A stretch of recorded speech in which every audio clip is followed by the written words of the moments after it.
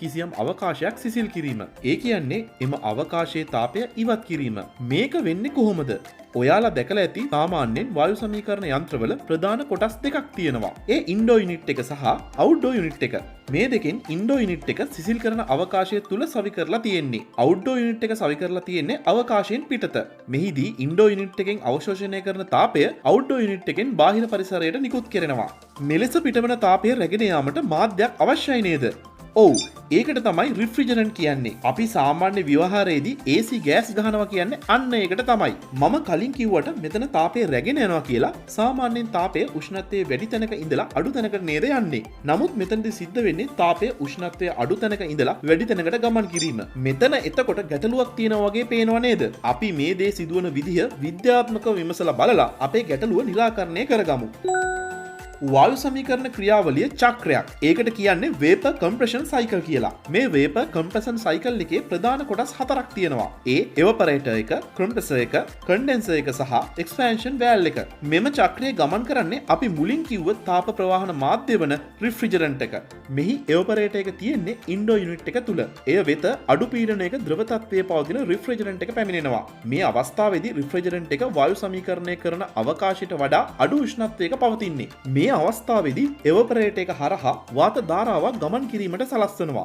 එවිට වාතයේ උෂ්ණත්වයට වඩා රිෆ්‍රිජරන්ට් එකේ උෂ්ණත්වය අඩු නිසා ද්‍රව තත්ත්වයේ පවතින රිෆ්‍රිජරන්ට් එක වාත ධාරාවෙන් තාපය උරාගෙන වායුවක් බවට පත් වෙනවා. වාත ධාරාවෙන් තාපය ඉවත් වෙන නිසා වාතය සිසිල් වෙනවා. ඉන්පසු වායුවක් බවට පත් වූ රිෆ්‍රිජරන්ට් එක කම්ප්‍රෙසර් එක වෙත ගමන් කරනවා. කම්ප්‍රෙසර් එක අඩු පීඩන වායුව අධි පීඩන වායුවක් බවට පත් කරනවා.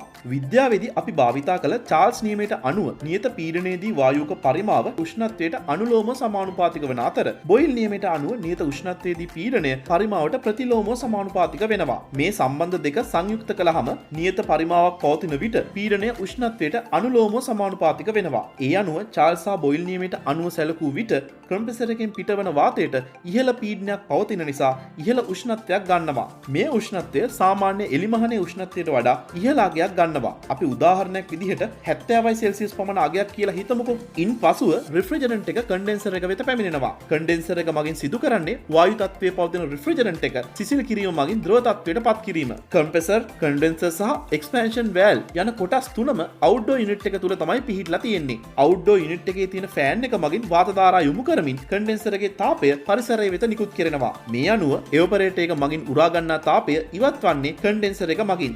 ඉන්පසුව ද්‍රව තත්ත්වයේ පවතින අධිපීඩිත රිෆ්‍රිජරන්ට් එක එක්ස්පැන්ෂන් වැල්ව් එක වෙත ගමන් කරනවා. එහිදී එක්ස්පැන්ෂන් වැල්ව් එක මගින් රිෆ්‍රිජරන්ට් එකේ පීඩනය අඩු කරනවා. කලින් සඳහන් කරපු චාල්ස් සහ බොයිල් නියමයන් එක්කර ව්‍යුත්පන්න කළ සමීකරණයට අනුව මෙලෙස පීඩනය අඩු කිරීමේදී උෂ්ණත්වය ඊට අනුලෝමව අඩුවීම සිද්ධ වෙනවා. ඒ අනුව එක්ස්පැන්ෂන් වැල්ව් එකකින් අඩු පීඩනයක් හා අඩු උෂ්ණත්වයක පවතින රිෆ්‍රිජරන්ට් එක එවපරේටර් එක වෙත ගමන් කරනවා. මෙලෙස වායු සමීකරණ යන්ත්‍රය ක්‍රියාත්මක වන විට දිගින් දිගටම මෙම චක්‍රය සිද්ධ වෙනවා. මෙම චක්‍රය සිදුවීම ස්වාභාවිකව සිද්ධ වෙන්නේ නැහැ. ඒ සඳහා ශක්තියක් ලබා දිය යුතුයි. එම ශක්තිය කම්ප්‍රෙසර් එක මගින් ලබා දෙනවා. ඔබට ගැටලුවක් මතුවෙන්න පුළුවන් එවපරේටර් එකකින් උරා ගන්නා තාපයට සමාන තාපයක්ද කන්ඩෙන්සර් එකෙන් ඉවත් කරන්න කියලා. නෑ, ඇත්තටම ඊට වඩා වැඩි තාපයක් ඉවත් වෙනවා. මෙම පද්ධතියට ශක්තිය තාපය ලෙස එවපරේටර් එකකිනුත් වායුව සම්පීඩනය කිරීමට ශක්තිය කම්ප්‍රෙසර් එකකිනුත් ලබා දෙනවා. එවිට ශක්තිය පිටවන අවස්ථාව වන කන්ඩෙන්සරයෙන් ශක්ති සංසිඳන නියමයට අනුව සෛද්‍යාන්තිකව එවපරේටර් එක මගින් ලබා ගන්නා තාපයක් කම්ප්‍රෙසර් එකෙන් ලබා ගන්නා ශක්තියත් එකතුවට සමාන තාපයක් පරිසරය වෙත නිකුත් වෙනවා.